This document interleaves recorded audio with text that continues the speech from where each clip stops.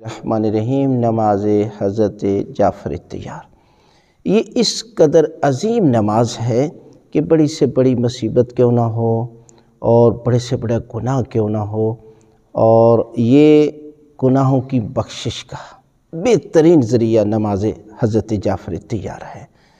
اور اس لیے شادی کا مسئلہ ہو یا بے اولاد، انسان کو چاہیے کہ روزانہ نماز حضرت جعفر طیار پڑھے، نہیں تو ہفتے میں ایک دفعہ جمعے کے دن، ایک ماہ میں ایک دفعہ یا سال میں ایک دفعہ، اور بالخصوص شب برات میں نماز حضرت جعفر طیار ضرور پڑھے، اس قدر اس کا اجر اور ثواب ہے۔ لہذا آپ جو ہے وہ اس جمعے کے دن اس نماز کو ضرور پڑھیں۔ نیت کیسے کرنی ہے؟ یہ 4 رکعتی نماز ہے، 2 کر کے پڑھنی ہے۔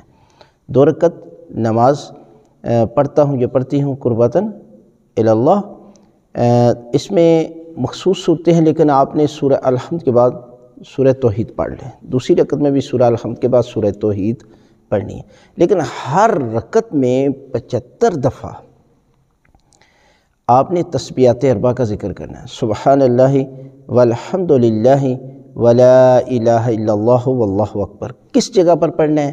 آپ نے پہلے سورہ الحمد پڑھنی ہے، اس کے بعد سورہ توحید پڑھنی ہے، اور رکوع میں جانے سے پہلے جب پڑھ لی، رکوع میں جانے سے پہلے آپ نے 15 دفعہ تسبیحات 4 کا ذکر کرنا ہے۔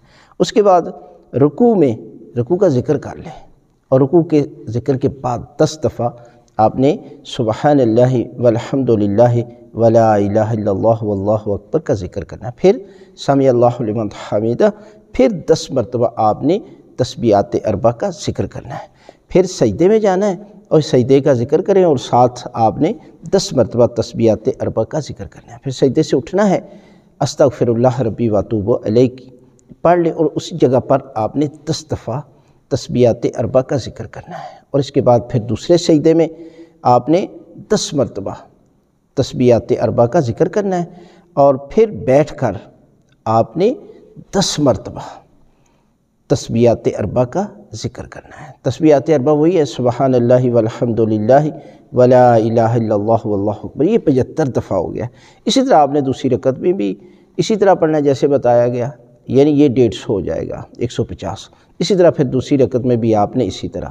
ایک تو طریقہ یہ ہے، دوسرا یہ طریقہ یہ ہے کہ آپ 2 رکعت نماز پڑھ لیں، اور اس کے بعد 300 مرتبہ چلتے پھرتے آپ جو ہے وہ تسبیحات 4 کا ذکر کر لیں، سبحان اللہ والحمد للہ ولا الہ الا اللہ واللہ اکبر، تو خداوند عالم آپ کو نماز حضرت جعفر طیار کا اجر اور ثواب عطا کرے گا۔